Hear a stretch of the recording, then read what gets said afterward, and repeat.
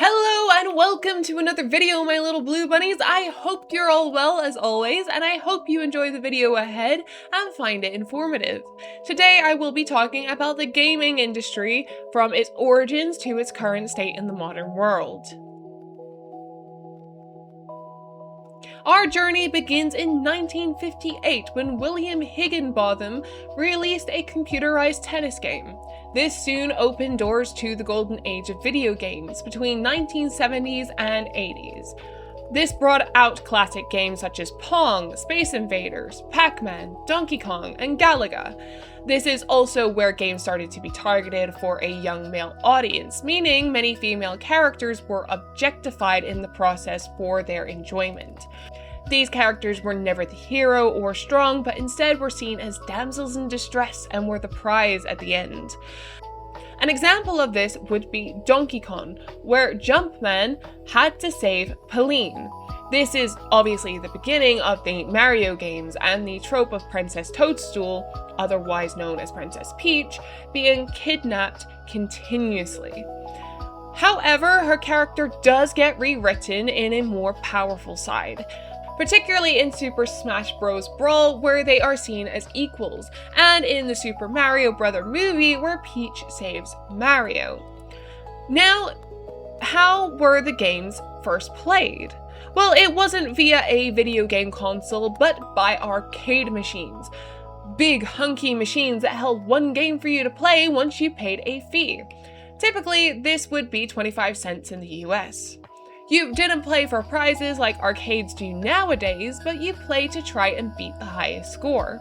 If you wanted a prize, you would have to play something like the Crane game. It wasn't until 1972 when the first at-home game console was released. This was the Magnavox Odyssey. If it wasn't for the invention of Pong, this device would never have come to light, meaning the gaming community would never have grown to what it is now, for better or for worse. In 1976, the Fairchild F was released to be the first game console to be able to swap out game cartridges. To those too young to know, game cartridges were in use during the time of VHS tapes, the 70s and 80s CD, if you will. You should know what a CD is. I will not include that here. I refuse to feel old at 23. 1977 gave way to the first gaming platform, Atari 2600.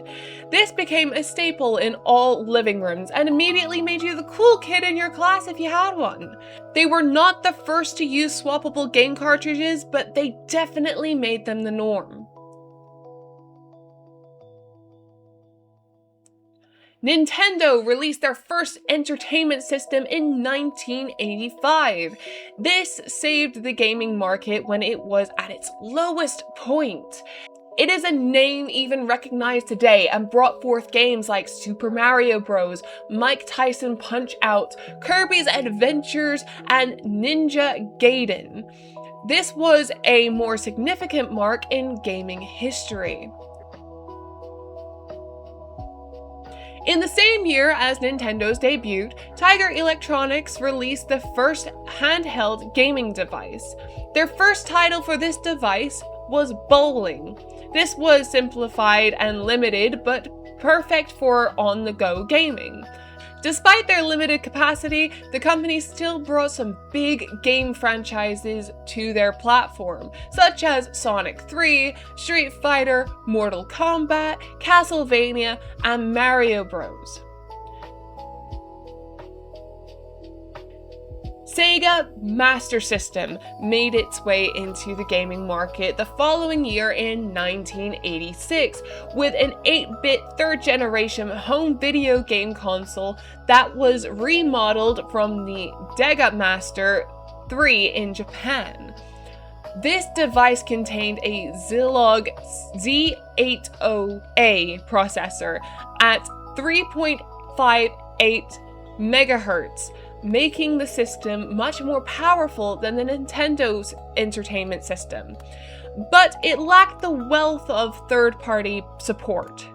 Despite this, Sega was still enjoyed by many households, hosting games such as Street Fighter II, Mortal Kombat 3, Phantasy Star, Hang-On, Sonics, Alex Kidd, and Shinobi. Nintendo came out of the shadows with the Nintendo Game Boy in 1989. This proved that this wasn't always about hardware specs, but the intuitiveness and software that gets players to come to them. They were an immediate commercial success thanks to the best packing game of all time, Tetris. This had a familiar 2-button interface, an amplified battery life, and better portability compared to its competition. This device dominated the game market for over a decade, holding many titles such as Gargoyle's Quest, Tennis, Super Mario Land, and their biggest moneymaker, Pokémon.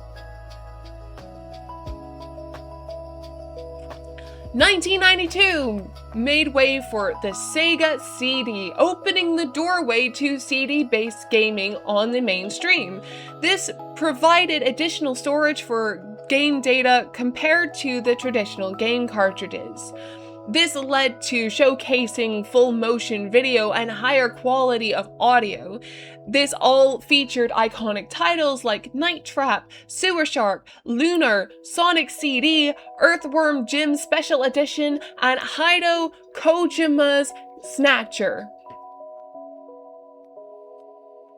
Sega struck the market again in 1995 with Sega Saturn, with a complex architectural and over-designed hardware. Sega Saturn established itself as a 2D powerhouse and an adequate 3D processor. This console pushed out the finest 3D titles of the generation with Virtual Fighter and Virtual Cop. With their 2D titles, they released games such as X-Men vs. Street Fighter, Street Fighter Alpha 3, and Vampire Savior. The first big flop for Nintendo was the Virtual Boy in 1995. This was the first step into virtual headsets, but it wasn't received well. The red and black coloring of the games gave players headaches, and the neck pain that came from using the thing was also not pleasant.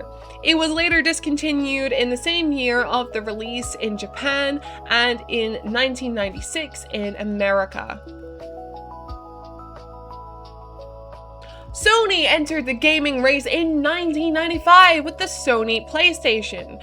PlayStation was credited for being the starting line for gaming to grow up and took the gaming world by storm with its impeccable library of arcade ports and original titles, such as Crash Bandicoot, Gran Turismo, I hope I said that one right, Metal Gear Solid, Final Fantasy VII, Tekken, and Resident Evil. The Nintendo 64 became very symbolic for Gen X and Millennial generations in 1996. This sported many classics and secondary party supports from Rare, such as Banjo-Kazooie, Perfect Dark, Diddy Kong Racing, damn, that's a title that didn't age well, and GoldenEye 007. It also introduced split-screen multiplayer to the scene. For 25 years, this gaming system aged well with the times and came second to sales next to PlayStation at number 1. Sony gave us the PlayStation 2 in the year 2000 and was the most successful gaming console of all time, with its more lifelike graphics for the time. It had DVD-ROM capabilities and had more horsepower and game storage than any of its competitors. First-party titles for this console included Jak and Daxter, Sly Cooper, Ico, and Shadows of the Colossus. How How can we sit here and speak of big names like Nintendo, Sega, and PlayStation, but not bring up the release of the Xbox in 2001? This was named the most powerful console upon its release and was equivalent to some of the best PCs built at the time. This system is very famous for releasing games like the Halo series, which are still held in high regard to this day. The Nintendo GameCube was also released in 2001 and became a very well-known machine, even in today's world. It was unfortunately deemed kiddie, but still held its own in the market against the PlayStation 2. Games such as Mario Kart Double Dash, Super Mario Sunshine, and Eternal Darkness. 2004 gave way to another on-the-go console named the Nintendo DS. This utilized 2 screens and touchscreen capabilities with a built-in microphone and Wi-Fi connection. This console hosted a range of brain teaser games like Nintendo Brain Age. A little fun fact, this was my first console gifted to me on my 10th birthday by my father. It was covered in stickers with a birthday message and Princess Peach. I remember 2 games I really enjoyed, one being Disney Princess Magic Jewel and the other being Little Pet Shop Garden. I was quite young at the time and gaming wasn't as big in my home at the time. The Xbox 360 was released in 2005, marking the beginning of high-definition gaming. This also cemented the establishment of multimedia dashboards on home consoles and the introductions to things like Xbox Live and wireless controllers. Their library of games were underwhelming in the beginning, but they did make up for this with releases like Gears of War and Halo 3 later. I think I made a mistake with this segment as it just doesn't seem to end. We now hit 2006 with Sony's PlayStation 3 with incredible graphical effects. This also gave birth to Hollywood-ready franchises such as The Last of Us and Uncharted. It also gave the first sample of online cloud computing. The Nintendo Wii came out in 2006, and this was amazing for my brothers and I as it lived in my grandmother's house, and still does to this day. It was definitely underpowered compared to the PS3 and Xbox 360, but it proved itself in many creative trumps. Wii Sports was a very popular game, and the unique game controller worked well with this. It was definitely a console that demanded movement more than anything else, as they released games such as Just Dance and Mario's and Sonic's Olympic Winter Games. It also gave you the ability to create your own avatars called Mii characters. These characters could also show up in certain games as spectators or as playable. The PlayStation 4, released in 2013 and still held in high regard. This is also my first proper game console gifted to me by my grandma for my 18th birthday. The Xbox One was released in the same year, attempting to normalize the always online feature to prevent game sharing among people, but it was outsold tremendously by PS4. Nintendo Switch was released in 2017 and established itself as a family console with its new design that allowed you to play on the big screen or on the go, on your own or with friends. However, I believe Nintendo started to fall into the children and family category of gaming, which is not necessarily a bad thing and something they should focus on. PS5 and Xbox Series S came out in 2020, and damn was it hard to find one of these things, as both were constantly sold out, especially during the time we do not speak of. The PS5 seems to be held in very high regard, but the Xbox Series X? Yeah, it has been having many issues, and it has not stopped even as I'm writing this. More and more people seem to favor PS5 over the Xbox in 2025. Gaming now has the same level of variety you would find in films and books. Everything from children's games to horror, anime to shooting, racing to dress up. This also brings around communities surrounding these games, making fun fan animations or comics, coming up with game theories, thanks MatPat, you have ruined these words for me, or even predictions of what characters would look like before they release. YouTube has also provided gamers a place to help other gamers. You can't find that one chest in Elden Ring? There's a video for that. Can't figure out which team is best for Varka in Genshin Impact? There's a video for that. Can't figure out how to make an automatic sugarcane farm in Minecraft? There's a video for that. But in real life is where the magic really begins. Cosplay communities and gaming events bring people together. Going to Comic-Con dressed as your favorite video game character to meet others in the same fandom as you is just magical. Finding art stalls for you to buy from individual artists, or even getting the chance to meet voice actors or developers, it is the best! As beautiful as gaming is, it also has become a bit of an issue. We have come a long way in terms of getting women into gaming, even getting characters to be more than damsels in distress. Let me point you towards Lara Croft, Aloy, and the Raiden Shogun, just to name 3 examples. But there is still an alarming amount of misogyny in the gaming community, particularly in spaces like Fortnite and Call of Duty.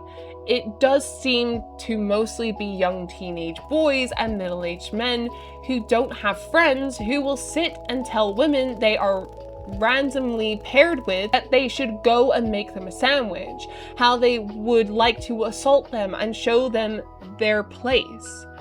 This behavior is not so much of a problem in Fortnite these days, but it has been on the rise with the release of Delulu. For those unaware, Delulu is a game mode designed to make you trust your gut. You are loaded into a random spot on the map on your own, even if you did load in with other players. This mode also included proximity chat, so you can speak to anyone nearby. You can team up with a limit of 4 people and even betray your teammates. The proximity chat is what caused the problem, with many women reporting the disturbing comments being yelled at them. Like what? Oh, did we just kill a woman? Yeah, we did, bro. Nice, bro. Bro, every single time I hear a woman in this game, I just fucking blast them. Call me daddy right now. Yeah. Call me daddy. Call me daddy, bro. Yo, call me daddy, bro. Yo, call me daddy, bro. Call me daddy, bro. No, don't kill her, don't kill her, don't kill her. Yo, 3-man mission. Oh, yeah. Yo, call me daddy, call me daddy, call me Good daddy. job, good job. You're gonna get banned, you know? I don't care. This is why you see a lot of girl-only gamer group stuff on Facebook. While yes, women aren't perfect, the women in these groups are less likely to be bombarded with threats. I am deeply concerned that the people yelling these threats are young boys, and I don't blame them, and I certainly don't necessarily blame their parents. I blame alpha male podcast bros with their toxic topics about how a man and woman should be. Unfortunately, this is another long topic that will just bring me off course, so if you would like me to go in depth about these podcasts, please leave a comment below. This part will mostly be centered around Genshin Impact and Fortnite community, otherwise I will be here all day. These are the communities I am most informed about. I am sick and tired of every new update in both games being a shitstorm of ungrateful comments and slander towards both MiHoYo and Epic Games when it comes to the content they released. When Beressa was released in Genshin Impact with a brand new model type and a different type of game style, people tore her apart, saying they will skip her, how she isn't even chubby, how the outfit was horrible, and how she was gooner material. First off, her body is based on actual Mexican female fighters, and sure, I don't like her skirt, it would have been better as shorts, but her outfit is not that bad. No, she is not gooner bait, and I hate using that word, so screw whoever came up with it. If you see her that way, then that is a you problem, as no one with a clean mind is thinking the same as you. Now, does the Genshin community have valid complaints? Absolutely! The resin cap is still not enough for the amount of characters and bosses we have. The rewards are not the same as Honkai Star Rail, and it feels like Genshin players really struggle to farm Primogems for the characters they actually want. These are valid complaints that developers should seriously listen to, but when it comes to characters, we simply need to hold back and wait before actually judging them. I made the mistake of judging Nefa too harshly, saying she didn't feel like a Genshin character, that she belonged more in Honkai Star Rail. But once I actually saw her in the game, I realized how wrong I was. She is stunning and her gameplay is fun. Now, when it comes to Fortnite, it is a whole other issue. I started playing Fortnite during the middle of Chapter 5 Season 1, and this was where I had the most fun, but it wasn't until the Greek God update that I really started to see the issues that the Fortnite community had. You remember Zeus's lightning bolt and the Icarus wings, right? What about Hades' chains? All those things we now look back on fondly, but at the time, they were heavily complained about, and by no other than Sweats, who kept dying to them. This continued when the Samurai Blade was added and other gun types. It wasn't just weapons, it was also items like shockwave grenades that were removed allegedly because Nikke30 threw a fit about people using them to get away. ADHD and people are just like constantly, oh my god, I need mobility, I need mobility, I need mobility. Like, no you don't. Calm down, play Battle Royale. If you want to play something crazy, go play Blitz or Reload or something. Battle Royale should be more strategic. You shouldn't have these crazy bailouts that are so skillless. Complaining about weapons isn't even where it ends. People complain about the collaborations. Every time a new one is announced, people are screaming, "Who asked for this? We don't want this. Where's this collab?" Guess what, genius? If a collaboration isn't to your taste, then it wasn't added for you. The collab you want may come around in the future.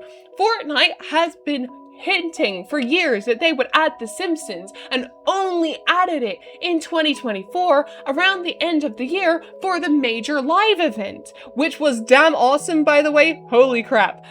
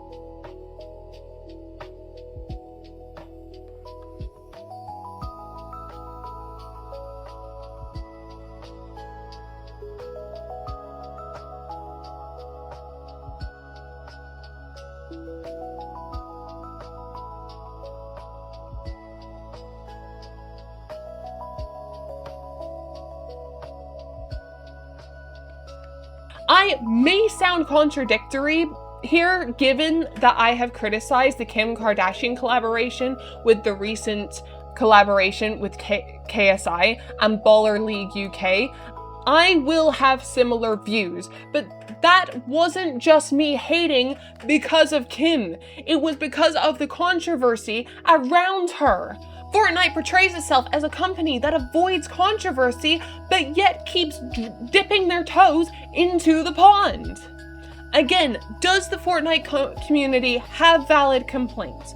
Of course, when it comes to V-Buck prices or the laziness of some of the skins, absolutely. Complaints help the game become better in some ways. So I'm not saying stop. I am saying be reasonable. With the rise of AI, we are seeing more and more companies move towards supporting that type of tech, rather than putting the money towards their actual coders, artists, story writers, etc.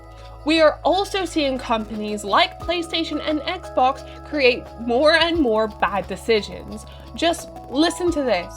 We at PlayStation have decided to start dynamic pricing on the PlayStation Store for different games that are on sale. Dynamic pricing? What does that mean? Basically, the prices of certain games on the PlayStation Store will be different based on the spending behavior of the individual account. Wait, what? So if I spend more money on the PlayStation Store on games, then you guys will charge me more for games than someone else who doesn't? Yes, exactly. We will give bigger discounts to individuals who don't buy as many games, and we will charge more to individuals who regularly buy games on the PlayStation Store since they've proven to afford a higher price point. Oh my gosh, this is so wrong! This has got to be illegal! Just because someone buys more games than someone else doesn't mean that they should be charged more. In fact, they should be the ones getting the discount. This is just another reason why Steam is the best. Steam actually tells you that you can buy the game cheaper in a different way when you're about to check out, because Steam wants to save you as much money as possible. Basically, you eat at my restaurant too much. Pay me £10 more to give the food to you this time. That is the type of logic PlayStation has adopted, and it is ridiculous. It just goes to show how we really don't own a thing anymore, particularly when this announcement was made. We at PlayStation are happy to announce that you can now rent your PS5 over the cloud for £10 every month with our new subscription service. Wait, did you just say rent your PS5? So PlayStation doesn't even want their customers to own their consoles anymore? We just think it's more convenient for customers to be subscribed on a monthly basis instead of having to pay out of pocket for a console. No, that's an awful idea. Gosh, this is so dumb. No wonder you guys just announced the God of War Trilogy remake. You're trying to distract all of us from the fact that you don't want us to own our consoles. We have also patented a new asset streaming service which aims to lower download sizes. Instead of downloading heavy graphics locally on your PS5, you will stream the assets from the cloud servers from Sony. Oh, so now if you even own the game, you don't own the graphics because you'll have to stream the graphics from a server. This is ridiculous! It's a bit different with Xbox. Since their change of CEO, they seem to have a gamer-first mindset. They removed everything as an Xbox ads and have been forcing Bethesda to focus on releasing the new Skyrim and Fallout games. Which, side tangents, what have you been focusing on this whole time? The new Skyrim was announced in 2018. It's almost been a decade. Why do you need your publisher to tell you to get a move on with it? Anyways, there are plans to lower the price of Game Pass from $29.99 to $22.99 per month.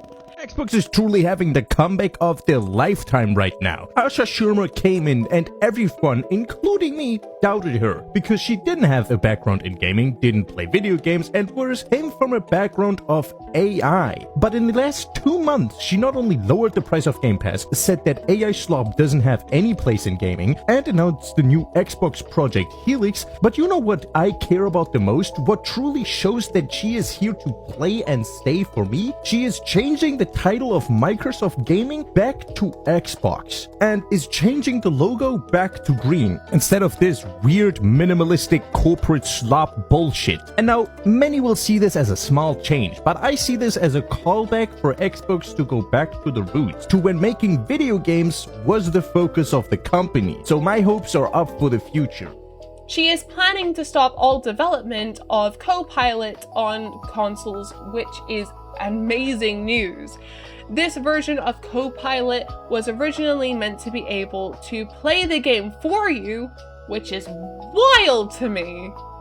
All these videos are from Jacob Webby on TikTok and YouTube, and to Jay the Frog on TikTok for the Xbox stuff. Gaming used to be such a big market, but now the competition has gotten ridiculous. Focus on just pushing out good quality games for people to play. I also believe that gaming cafes should be a more accessible thing outside of Japan. I can see this being a big hit for places with lower incomes, and gaming companies could make a tidy profit.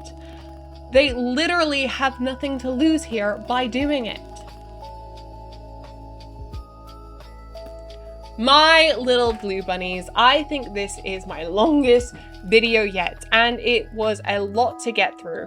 I seriously hope you enjoyed it, and if you have any thoughts of your own on this topic, I would love to hear them in the comments section. Just remember to be respectful. There is no conversation if there is an argument after all. Please like and subscribe and hit that bell, and we shall see you in the next video. Thank you to Low Fluff for the background track, and we will see you later. Take care.